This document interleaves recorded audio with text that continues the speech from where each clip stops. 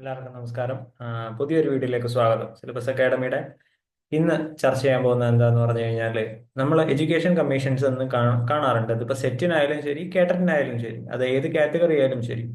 Education കമ്മീഷനെ കുറിച്ച് ചോദിക്കാതെ ഒരു ചോദ്യപേപ്പർ ഫുൾ ആവുമെന്ന് ഞാൻ വിചാരിക്കുന്നില്ല. ഞാൻ കണ്ടിട്ടുണ്ട് ചോദ്യങ്ങൾ. സോ ഇന്ന് നമ്മൾ ചർച്ച ചെയ്യാൻ പോകുന്നത് ഒരു ചെറിയ ഷോർട്ട് വീഡിയോ ആയിട്ട് ചെയ്യാൻ പോകുന്നത് പ്രധാനപ്പെട്ട എഡ്യൂക്കേഷൻ കമ്മീഷൻസ് ബിഫോർ ഇൻഡിപെൻഡൻസ്, ഇന്ത്യക്ക് സ്വാതന്ത്ര്യം കിട്ടുന്നതിന് മുമ്പേ ഉണ്ടായിരുന്ന പ്രധാനപ്പെട്ട എഡ്യൂക്കേഷൻ കമ്മീഷൻസിനെ കുറിച്ചാണ്. ജസ്റ്റ് മെയിൻ പോയിന്റ്സ് ആണ് നമ്മൾ നോക്കി പോകാൻ പോകുന്നത്. ഒരു പരീക്ഷയ്ക്ക് ഒരു റിവിഷൻ എന്നുള്ള മോഡലിലാണ് നമ്മൾ ചെയ്യാൻ പോകുന്നത്.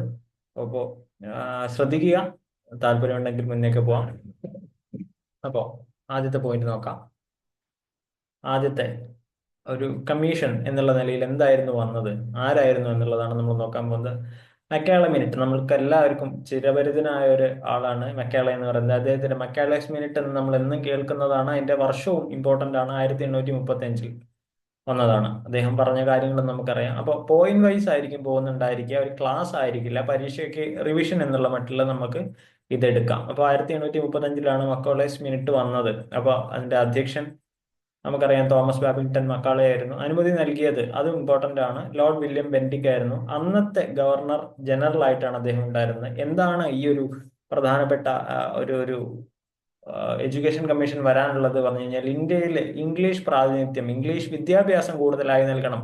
അവര് ഇപ്പോ മെക്കാളന്റെ ഒരു പ്രസംഗത്തിൽ പോലും പറയുന്നുണ്ട് ഇന്ത്യ എത്ര അപരിഷ്കൃതമാണ്, അവരെങ്ങനെ ഇംഗ്ലീഷ് വിദ്യാഭ്യാസത്തിലൂടെ ഇംഗ്ലീഷ് കൾച്ചറിലൂടെ മാറ്റിയെടുക്കാമെന്ന് പറയുന്ന, നമുക്ക് സ്വീകരിക്കണോ സ്വീകരിക്കേണ്ടേ എന്നറിയാത്ത ഒരു തരത്തിലുള്ള ഒരു ഇദ്ദേഹം പറയുന്നുണ്ട്. അപ്പൊ അതിന്റെ ബേസ് ചെയ്തിട്ടാണ് എഡ്യൂക്കേഷൻ കമ്മീഷൻ എന്നുള്ള മട്ടിൽ ആദ്യമായിട്ട് മക്കളയുടെ മിനിറ്റ് 1835 വരുന്നത്. ഇനി ഇതിൽ എന്താണ് മുഖ്യ ശുപാർശകൾ അല്ലെങ്കിൽ കീ ഫീച്ചേഴ്സ് എന്തായിരുന്നു ഇതിൽ പറഞ്ഞത് എന്നുള്ളതാണ്. ഈ ഒരു രീതിയിലായിരിക്കും പോകുന്നത് നമ്മളുടെ ഇന്നത്തെ ഈ ഒരു സെഷൻ മുഴുവൻ. അപ്പൊ ഇംഗ്ലീഷിനെ പഠന ഭാഷയായി ഉപയോഗിക്കുക. അപ്പൊ പറഞ്ഞല്ലോ, ഇംഗ്ലീഷിനെ എങ്ങനെ നമ്മളുടെ കൂടുതൽ സാധാരണക്കാരിലേക്ക് എത്തിക്കാം എന്നുള്ളതാണ് അവരുടെ പ്രധാനപ്പെട്ട ഡ്യൂട്ടി ഉണ്ടായിരുന്നത്, അല്ലെങ്കിൽ ശ്രദ്ധ ചെലുത്തിയിരുന്നത്. കാരണം എന്തിനാണ്? അവർക്ക് ജോലി ചെയ്യാൻ വേണ്ടിയിട്ട് ഇന്ത്യയിലെ ആൾക്കാർ വേണം. അവർക്ക് ഇംഗ്ലീഷാണ് അറിയുന്ന ഭാഷ. അതുകൊണ്ട് നമ്മളെ ഇംഗ്ലീഷുകാരാക്കുക എന്നുള്ളതായിരിക്കണം അവരുടെ ഡ്യൂട്ടി. ഓക്കെ, അങ്ങനെയായിരുന്നു ഇതിന്റെ ഒരു വരവ്. അദ്ദേഹം പറയുന്ന ഒരു പ്രശസ്തമായ വരി നിങ്ങൾക്ക് ഓർമ്മയുണ്ടായിരിക്കും. ലീനിയേജിൽ ഇന്ത്യനും കൾച്ചറിൽ ഇംഗ്ലീഷുകാരനും ആയിരിക്കണമെന്നാണ് അദ്ദേഹം പറയുന്നത്. അപ്പോൾ അവരുടെ ഉപകാരത്തിൽപ്പെടുന്ന ഒരാളായിട്ട് മാറ്റാൻ വേണ്ടിയിട്ടാണ് അവർ ഇംഗ്ലീഷ് വിദ്യാഭ്യാസം ഇവിടെ കൊണ്ടുവരുന്നത്. ഇനി സംസ്കൃതം, പേർഷ്യൻ ഭാഷകൾ തുടങ്ങിയ അവർ കണക്കാക്കാത്ത, അവർക്ക് ആവശ്യമില്ലാത്ത ഭാഷകളെയൊക്കെ അവഗണിക്കാനും അവർ പറയുന്നുണ്ട്. അപ്പോൾ അവർക്ക് വേണ്ടത് എന്താണോ അത് ഇവിടെ നടത്താൻ വേണ്ടിയിട്ടാണ് ഈ മിനിറ്റ് ആക്ച്വലി മക്കളെ പുറപ്പെടുവിച്ചിട്ടുള്ളത്. പിന്നീട് ഫിൽട്രേഷൻ തിയറി എന്ന് പറയുന്ന ഒരു തിയറി, അതായത് എന്തിനെ കുറിച്ചാണ് നമ്മൾ ആവശ്യമുള്ളവർക്ക് മാത്രം, അതായത് സമൂഹത്തിലെ ഉയർന്ന ഘടനയിലുള്ളവർ, അങ്ങനെ ജാതീയമായി അല്ലെങ്കിൽ സാമ്പത്തികമായിട്ട് ഉയർന്നവർക്ക് മാത്രം വിദ്യാഭ്യാസം കൊടുക്കുക എന്നുള്ള ഒരു അപരിഷ്കൃതമായിട്ടുള്ള രീതിയും പറയുന്നുണ്ട്. അതാണ് ഫിൽട്രേഷൻ തിയറി എന്ന് പറയുന്നത്. ഫിൽട്ടർ ചെയ്തെടുക്കുക, ആവശ്യക്കാരെ മാത്രം ഫിൽട്ടർ ചെയ്തെടുക്കുക. ഓക്കെ, അതിൽ താഴ്ന്ന ആൾക്കാരെ എന്നും സോക്കോൾഡ് അവർ വിളിക്കുന്ന താഴ്ന്ന ആൾക്കാരെ ഒന്നും എന്ത് ചെയ്യുന്നില്ല, അതിൽ ഉൾക്കൊള്ളിക്കുന്നുമില്ല. അപ്പൊ മലയാളം മിനിറ്റ് 1835 വന്നത്. വില്യം ബെന്റിക് ആയിരുന്നു ഉണ്ടായിരുന്നത്. ഇംഗ്ലീഷ് ഭാഷയ്ക്ക് വേണ്ടിയിട്ടുള്ള കാര്യങ്ങൾ ചെയ്യാൻ വേണ്ടിയിട്ടായിരുന്നു ഈ ഒരു മിനിറ്റ് ആക്ച്വലി കൊണ്ടുവന്നത്.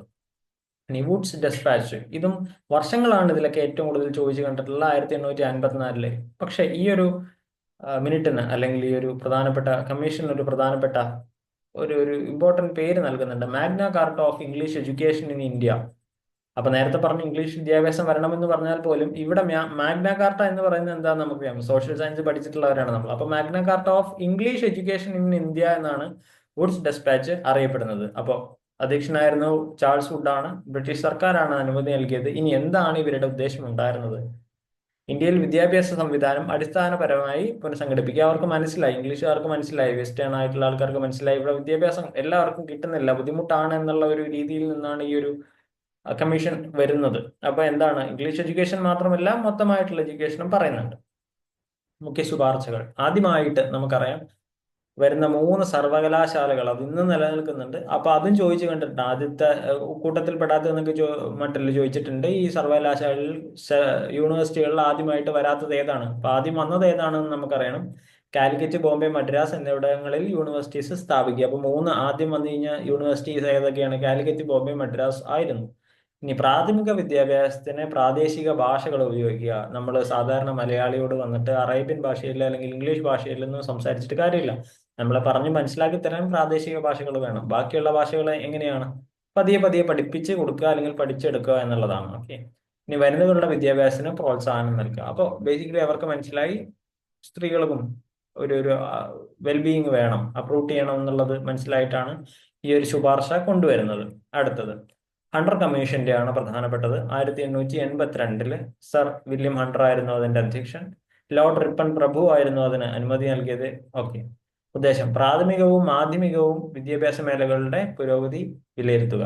അതായത് ലോവർ പ്രൈമറി, അപ്പർ പ്രൈമറി എന്നീ തുടങ്ങിയ സെഷൻസ് ഉണ്ടല്ലോ, സോ കോൾഡ് നമ്മളിപ്പോൾ വിളിക്കുന്നത്, അതൊക്കെ എത്രത്തോളം വർക്ക് ചെയ്യുന്നുണ്ട് എന്നുള്ളത് പഠിപ്പിക്കണം. ഒരു കുട്ടിയുടെ ഒരു ബേസ് സ്ട്രക്ചർ അല്ലെങ്കിൽ ബേസിക് ആയിട്ടുള്ള വിവരം മനസ്സിലായാൽ മാത്രമേ പിന്നീട് അവനെ നമുക്ക് പഠിപ്പിക്കാൻ പറ്റുള്ളൂ. അപ്പോൾ എൽ യു പി ഇന്നത്തെ നിലയിലില്ല, പ്രാഥമിക വിദ്യാഭ്യാസമൊക്കെ കറക്റ്റ് ആയിട്ട് നടക്കുന്നുണ്ടോ, എന്തൊക്കെയാണ് അതിൽ വേണ്ട മാറ്റങ്ങൾ എന്നുള്ളതാണ് ഇവിടെ പറയാൻ ഹണ്ടർ കമ്മീഷൻ വന്നിട്ടുള്ളത്. ഇനി അവരുടെ ശുപാർശകൾ എന്തൊക്കെയായിരുന്നു? ഗ്രാമപ്രദേശങ്ങളിൽ പ്രാഥമിക വിദ്യാഭ്യാസം വ്യാപിപ്പിക്കുക. അവർക്ക് മനസ്സിലായി ഇന്ത്യയിൽ അധികം ഒന്നും വിദ്യാഭ്യാസം എല്ലാവർക്കും കിട്ടുന്നില്ല. അതിന്റെ കാരണം തന്നെ ഇംഗ്ലീഷുകാരാണ്. അവര് ഫിൽട്രേഷൻ തിയറി അതും ഇതും കൊണ്ടുവന്നിട്ടാണ് നമ്മൾക്ക് കിട്ടാത്തത്. ബേസിക്കലി അവർ തന്നെ ഒന്ന് കൊണ്ടുവന്നു, പിന്നീട് അവർ തന്നെയാണ് ബാക്കിയുള്ള കാര്യങ്ങളും ചർച്ച ചെയ്യുന്നത്. അപ്പോൾ പ്രാഥമിക വിദ്യാഭ്യാസം കിട്ടണം എന്നുള്ളത് തന്നെയാണ് അവരുടെ ഒരു ഹണ്ടർ കമ്മീഷൻ പറയുന്നത്. അപ്പൊ നേരത്തെ നമുക്ക് കാണാമായിരുന്നു പ്രാഥമിക വിദ്യാഭ്യാസവും മാധ്യമിക വിദ്യാഭ്യാസവും കൊണ്ടുവരണം എന്നുള്ളതാണ് നേരത്തെ വന്നിട്ടുള്ള കമ്മീഷനിൽ വന്നിട്ടുള്ളത്. ഇവിടെ വരുമ്പോൾ അടുത്തത് സ്വകാര്യ വിദ്യാഭ്യാസ സ്ഥാപനങ്ങൾക്ക് സർക്കാർ പിന്തുണ നൽകുക. ഇപ്പൊ ഇന്നത്തെ സ്ഥിതി നോക്കിക്കഴിഞ്ഞാൽ സ്വകാര്യ സ്ഥാപനങ്ങളെ കൊണ്ട് തട്ടിമുട്ടി നടക്കാൻ പറ്റുന്നില്ല അല്ലെ. അപ്പൊ അവർക്ക് സർക്കാർ പിന്തുണ നൽകുക എന്നുള്ളത് അന്നേ പറഞ്ഞു വെച്ചിട്ടുണ്ടായിരുന്നു ഹണ്ടർ കമ്മീഷൻ 1882. അപ്പൊ ആലോചിച്ച് നോക്കൂ എങ്ങനെയാണ് കാലത്തിനനുസരിച്ച് കമ്മീഷനുകളും അവരുടെ ചർച്ചകളും അവരുടെ തീരുമാനങ്ങളും മാറുന്നത് എന്ന്. ഇത് ജസ്റ്റ് പ്രീ ഇൻഡിപെൻഡന്റ് ഇന്ത്യയിൽ ഉണ്ടാവുന്ന കമ്മീഷൻസ് ആണ്. റാലി കമ്മീഷൻ, റാലി കമ്മീഷൻ എന്നൊക്കെ വിളിക്കുന്നുണ്ട്. ഇംഗ്ലീഷുകാരുടെ പേരായതുകൊണ്ട് എങ്ങനെ വിളിക്കണമെന്ന് അവർക്ക് മാത്രമേ അറിയുള്ളൂ, നമുക്കറിയില്ല. എന്നിരുന്നാലും നമ്മൾ എങ്ങനെയാണ് വിളിക്കാൻ ശ്രമിക്കുന്നത്? 1902 വന്ന റിലേ കമ്മീഷൻ അല്ലെങ്കിൽ റാലി കമ്മീഷനാണ് നമ്മളുടെ മുമ്പിലുള്ളത്. അടുത്തത് സർ തോമസ് റാലിയാണ് അതിന്റെ അധ്യക്ഷൻ. അനുമതി നൽകിയത് ലോർഡ് കേഴ്സൺ. ഓക്കെ. അപ്പോൾ അതും ശ്രദ്ധിക്കുക, നേരത്തെ ലോർഡ് റിപ്പൺ ആയിരുന്നു, ഇപ്പൊ ലോർഡ് കേഴ്സൺ ആയി മാറി. ഇന്ത്യൻ സർവകലാശാലകളുടെ പ്രവർത്തനം മെച്ചപ്പെടുത്തുക. അപ്പൊ യൂണിവേഴ്സിറ്റീസ് ആ ഒരു ടൈമിനുള്ളിൽ വന്നു എന്ന് പറഞ്ഞു. അപ്പൊ ജസ്റ്റ് ആലോചിച്ച് നോക്കുക, ഏത് കമ്മിറ്റിയാണ് യൂണിവേഴ്സിറ്റികൾ കൊണ്ടുവരണം എന്ന് അഭിപ്രായപ്പെട്ടത്? 3 സ്ഥലങ്ങളിൽ യൂണിവേഴ്സിറ്റികൾ കൊണ്ടുവരണം എന്ന് അഭിപ്രായപ്പെട്ട ഒരു കമ്മിറ്റി ഉണ്ടായിരുന്നു, കമ്മീഷൻ ഉണ്ടായിരുന്നു. ശേഷമാണ് ഈ സർവകലാശാലകൾ എങ്ങനെ പ്രവർത്തിക്കുന്നു. കാരണം ഇംഗ്ലീഷ് അല്ലെങ്കിൽ വെസ്റ്റേൺ വേൾഡ് നോക്കിക്കഴിഞ്ഞാൽ വർഷങ്ങളായിട്ട് അല്ലെങ്കിൽ നൂറുകണക്കിന് വർഷങ്ങളായിട്ട് 200, 300, 400 വർഷങ്ങളായിട്ട് പ്രവർത്തിക്കുന്ന യൂണിവേഴ്സിറ്റീസ് അവിടെ ഉണ്ട്. നമ്മൾക്കും ഉണ്ടായിരുന്നു ഇവിടെ യൂണിവേഴ്സിറ്റി, നളന്ദ, തക്ഷശിലയൊക്കെ നമ്മളുടെ ഇവിടെ ഉണ്ടായിരുന്നു. പക്ഷെ അവരുടെ കണക്കിൽ ഇവിടെ യൂണിവേഴ്സിറ്റികളില്ല എന്നുള്ളതായിരുന്നു. അവരുടെ വിദ്യാഭ്യാസത്തിന്റെ ഒരു അളവ് കോല് വെച്ചിട്ട്, വാല്യുവേഷൻ മെത്തേഡ് വെച്ചിട്ട്. അപ്പൊ അവര് പറഞ്ഞു ഇന്ന് ഉണ്ടായിട്ടുള്ള ഈ സർവകലാശാലകൾ എങ്ങനെ പ്രവർത്തിക്കും എന്നുള്ളതാണ് നമ്മൾക്ക് നോക്കേണ്ടത്. അവരുടെ മുഖ്യ ശുപാർശകൾ എന്തൊക്കെയായിരുന്നു? റിലേ കമ്മീഷൻ അല്ലെങ്കിൽ റാലി കമ്മീഷൻ വന്ന പ്രധാനപ്പെട്ട ശുപാർശകൾ എന്തൊക്കെയായിരുന്നു? 1904 സർവകലാശാല നിയമം കൊണ്ടുവന്നു. സർവകലാശാലകളെ ഇപ്പൊ നമ്മൾ UGC എന്നൊക്കെ പറയുന്ന പോലെയുള്ള നിയമങ്ങൾ ആദ്യമായി കൊണ്ടുവന്നത് ഈ കമ്മീഷനാണ്. സർവകലാശാലകൾക്ക് സ്വയം ഭരണാധികാരം കുറച്ചു. അത് നല്ലതായിരുന്നു, പക്ഷെ ഇപ്പൊ കൂട്ടിക്കൊണ്ടിരിക്കുകയാണ്. ഓക്കെ. സ്വയം ഭരണാധികാരം അപ്പോൾ അതും ഉണ്ടായിരുന്നു. ഗവേഷണത്തിന് പ്രോത്സാഹനം നൽകി. ഇന്ന് ഗവേഷകരെ കൊണ്ട് തട്ടിമുട്ടി നടക്കാൻ പറ്റുന്നില്ല. അപ്പോൾ അവർ പറഞ്ഞു ഗവേഷണം നന്നായിട്ട് നടക്കണം, ഒരു പുരോഗതി വരണമെങ്കിൽ ഗവേഷണവും കൂടെ വേണം എന്ന് പറയുന്നത് റാലി കമ്മീഷനാണ്.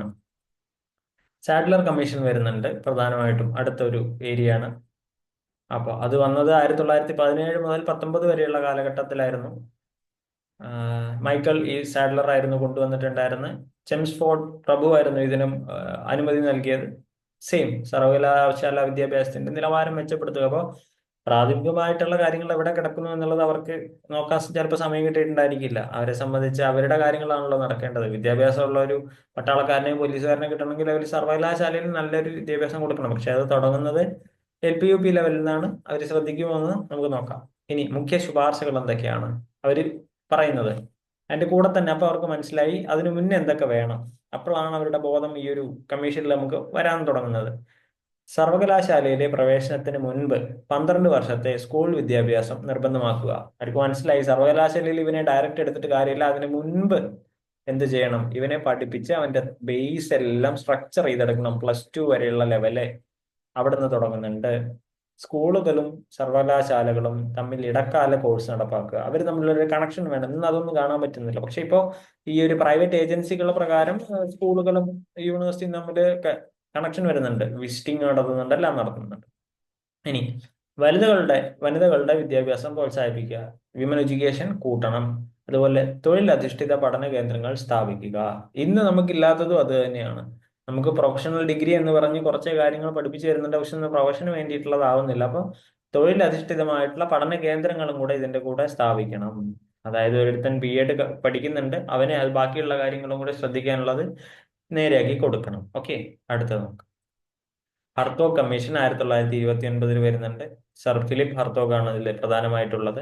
ബ്രിട്ടീഷ് സർക്കാർ അനുമതി നൽകുന്നു. പിന്നീട് പ്രാഥമിക വിദ്യാഭ്യാസത്തിലെ നാശനഷ്ടങ്ങൾക്ക് പരിഹാരം കാണും. അത് ബേസിക്കലി അവർ എന്തൊക്കെയാണ് എടുക്കാൻ ഉദ്ദേശിക്കുന്ന, LP ലെവലിലുള്ള കാര്യങ്ങൾ എന്തൊക്കെ മുന്നിലേക്ക് കൊണ്ടുവരണം, എന്തൊക്കെയാണ് പ്രധാനപ്പെട്ട കാര്യങ്ങൾ ശ്രദ്ധിക്കേണ്ടത് എന്നുള്ളതൊക്കെയാണ് ഹർത്തോഗ് കമ്മീഷൻ ബേസിക്കലി ആ ഒരു പ്രൈമറി ലെവലിലുള്ള എഡ്യൂക്കേഷനാണ് ഒരു ഇമ്പോർട്ടൻസ് കൊടുക്കുന്നത് എന്നാണ് പറയുന്നത്. ഇനി എന്തൊക്കെയാണ് ശുപാർശകൾ വരുന്നത്?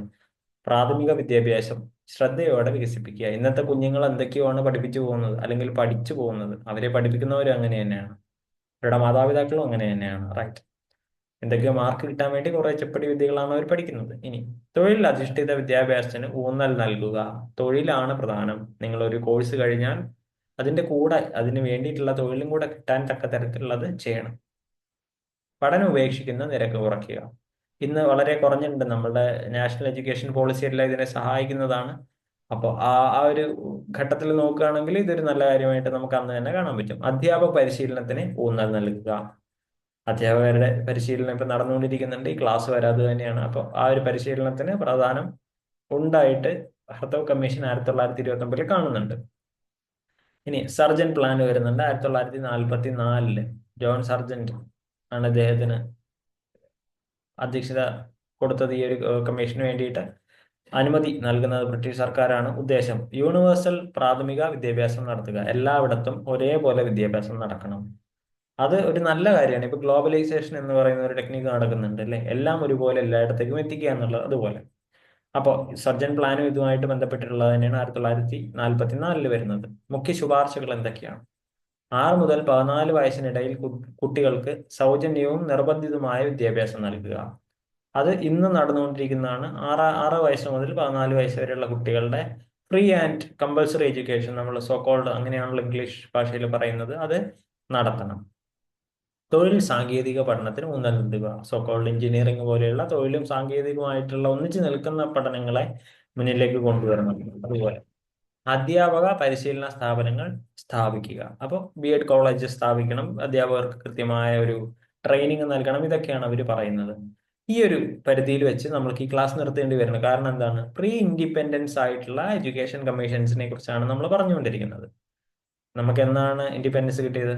1947. അപ്പൊ അടുത്ത കമ്മീഷൻ തുടങ്ങുന്നത് 1947 ശേഷമായിരിക്കും. അതുകൊണ്ട് തന്നെ സർജന്റ് പ്ലാനിൽ വെച്ച് നമ്മൾക്ക് ഈ ഒരു പ്രീ ഇൻഡിപെൻഡൻസ് എഡ്യൂക്കേഷൻ കമ്മീഷൻസിനെ നിർത്തേണ്ട ഒരു ആവശ്യകതയുണ്ട്. അപ്പോൾ ഒരു ജസ്റ്റ് ഒരു ഓട്ടപ്പാച്ചിൽ പോലെയാണ് നമ്മൾ അത് നോക്കുന്നത്. പ്രധാനപ്പെട്ട പോയിന്റുകളും പ്രധാനപ്പെട്ട വർഷങ്ങളും അവരുടെ ഉദ്ദേശങ്ങളുമാണ് നമ്മൾ പഠിച്ചത്. ഡീറ്റെയിൽ ആയിട്ട് പഠിക്കാനുള്ള ക്ലാസ്സുകൾ കുറച്ച് കഴിയുമ്പോൾ, ഈ ഒരു പരീക്ഷ കഴിഞ്ഞ് സമാധാനത്തിലിരിക്കുമ്പോൾ നമുക്ക് ചെയ്യാം. അപ്പൊ എന്തായാലും ഇതൊന്ന് കേട്ടു നോക്കുക. അതുപോലെ തന്നെ ഇതിന്റെ ബാക്കിയുള്ള രണ്ടാമത്തെ ഒരു സ്റ്റെപ്പിൽ നമുക്ക് അടുത്തൊരു വീഡിയോ ആയിട്ട് നമ്മൾ വരുന്നുണ്ട്. അപ്പൊ അതിന്റെ പാർട്ട് 2 ആഫ്റ്റർ ഇൻഡിപെൻഡൻസ് 1947 ശേഷം വന്ന നമ്മളുടെ വിദ്യാഭ്യാസ കമ്മീഷനുകൾ, എഡ്യൂക്കേഷൻ കമ്മീഷൻസ് ഏതൊക്കെയാണെന്നുള്ളത് അടുത്തൊരു വീഡിയോയിൽ കാണാം. അപ്പോൾ എല്ലാവരും നന്നായിട്ട് പഠിക്കുക, പാസ്സാവണം എല്ലാവരും. അപ്പോൾ bye bye and see you. അടുത്ത വീഡിയോയിൽ സെക്കൻഡ് പാർട്ടുമായിട്ട് കാണാം.